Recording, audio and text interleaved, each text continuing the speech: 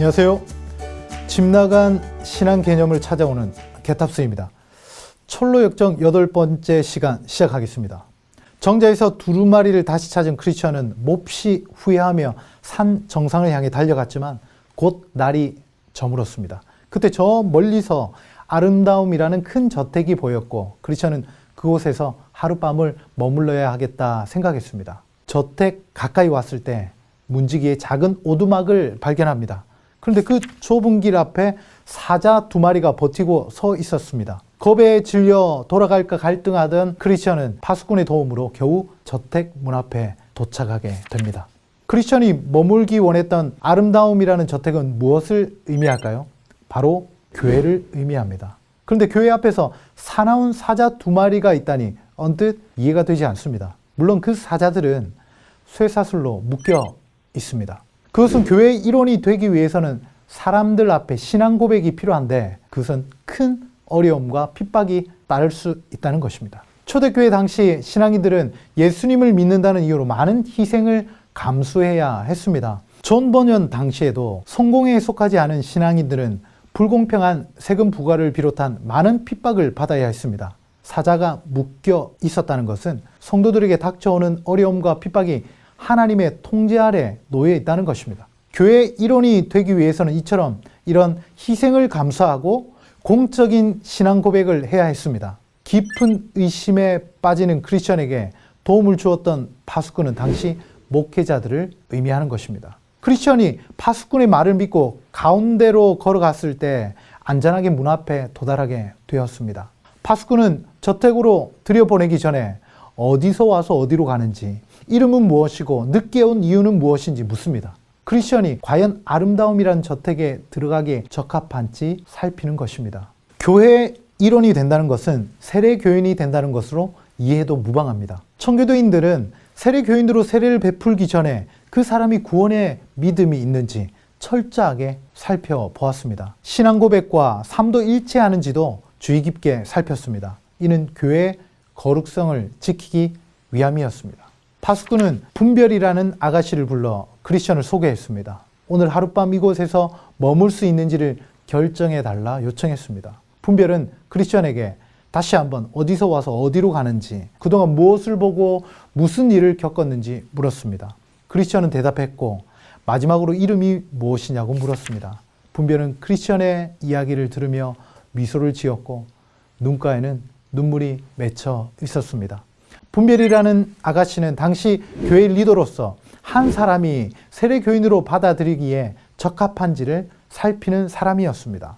자신의 죄인됨을 철저하게 깨닫는 자인지, 그래서 그리스도를 갈망하는지, 결국 자신의 목적지가 어디인지 아는 자만이 교회 일원으로 받아들일 수 있다는 것입니다. 분별의 미소와 눈물은 한 영혼이 어둠에서 복음의 빛으로 나온 감격 때문입니다.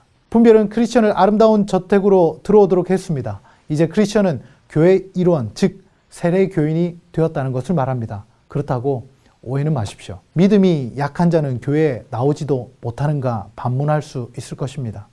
교회는 누구에게나 열려 있습니다. 하지만 누구나 세례교인이 될 수는 없습니다. 흔히 세례를 예수님과의 결혼식에 비유합니다. 결혼은 죽을 때까지 배우자 단 한 사람만 사랑하기로 하나님 앞과 사람들 앞에 맹세하는 것입니다. 그런 각오 없이는 결혼하면 안 됩니다. 마찬가지로 사랑할 만한 세상의 모든 것을 버리고 예수님만을 사랑하겠다고 맹세하는 것이 바로 세례입니다. 그런 신앙의 각오가 되어 있지 않으면 세례를 받아서도 안 되며 교회는 세례를 주어서도 안 되는 것입니다. 교회된 우리는 결코 세례를 가볍게 여겨서는 안 됩니다. 분별은 문 안으로 들어가 경건, 신중, 자비를 불러왔습니다. 그들은 잠시 크리스천과 이야기를 나누고 가족들에게 데리고 갔습니다. 크리스천은 여러 명의 가족들의 환영을 받으며 그들을 따라 집 안으로 들어갔습니다.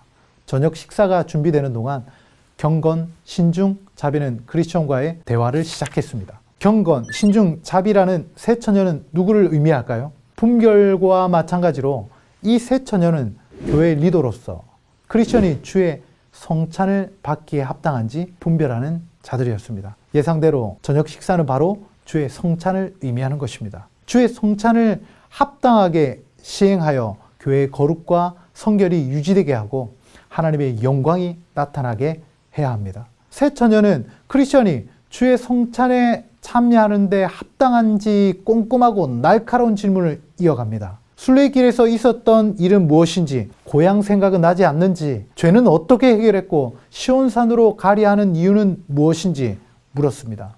특히 가족들에 대해 묻고 왜 함께 오지 않았는지 물었을 때 크리스천의 마음이 무척이나 아팠을 것입니다.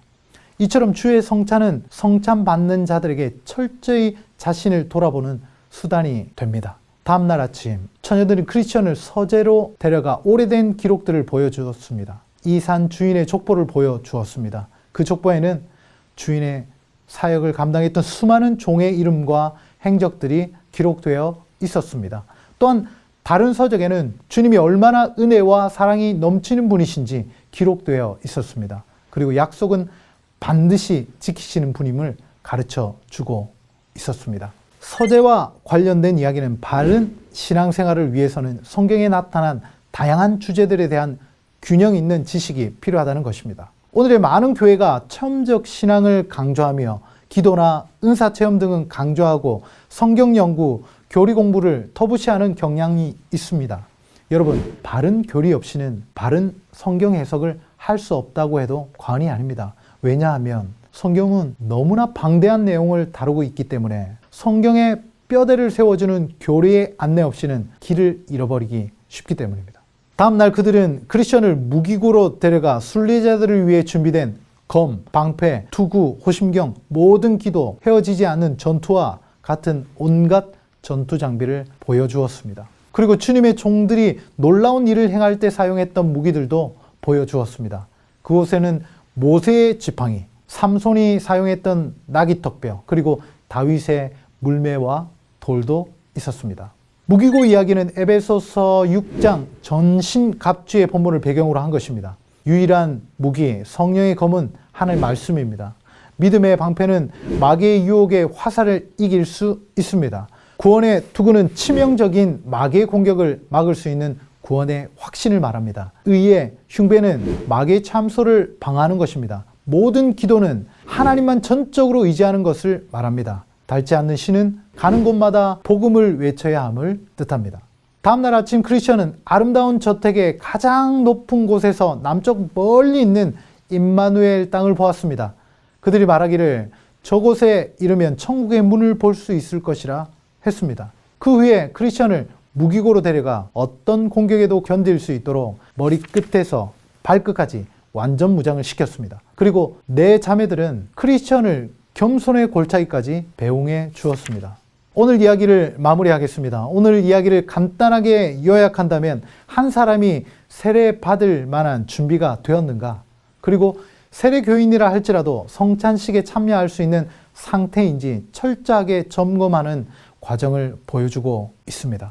어쩌면 이런 모습이 조금은 어색할 수도 있습니다. 왜냐하면 지금은 세례나 성찬 참여에 대한 기준이 정서적으로 많이 완화되었기 때문입니다. 아울러서 세례나 성찬의 의미가 많이 옅어졌다는 사실을 부인할 수가 없습니다.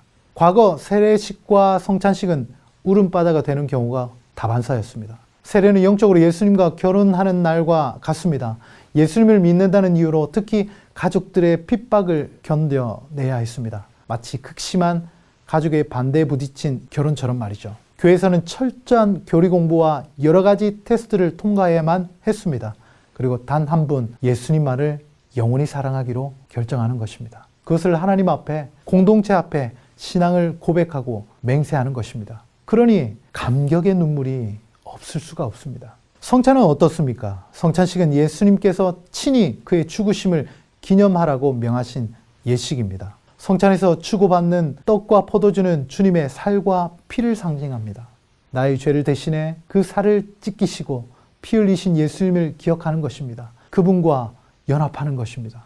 예수님의 고난과 죽으심을 기념하고 주님과 하나 되는 이 예식에 형식적인 마음이나 심각한 죄를 가지고는 참여할 수는 없는 것입니다. 그리고 성찬식 중에 정신적, 육체적 질병을 고침받는 경우가 무척이나 많았습니다.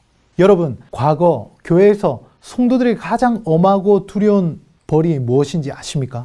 교회를 떠나야 하는 경우를 제외하고는 성찬식에 참여하지 못하는 것입니다. 그만큼 성찬식은 하나님의 임재를 경험하는 가장 강력한 통로였습니다. 징벌을 받은 그 사람은 철저하게 회개하고 배상하며 교회 공동체 앞에서 용서를 구하는 과정을 통해서만 다시 성찬식에 참여할 수 있었습니다. 한국 교회가 회복해야 할 많은 영역이 있지만 특히 성례전, 즉 세례와 성찬의 의미를 되찾아야 한다고 믿습니다. 여러분에게 세례와 침례 그리고 입교는 어떤 의미가 있습니까? 예수님의 고난과 죽으심을 기념하는 성찬식에는 감사와 감격이 있습니까? 하나님이 친히 세우신 이 성례전의 의미를 깊이 묵상하고 하나님의 사랑과 은혜를 깨닫고 하나님만 사랑하는 저와 여러분 되시기를 예수님 이름으로 축복합니다. 지금까지 집 나간 신앙 개념을 찾아오는 개탑스였습니다.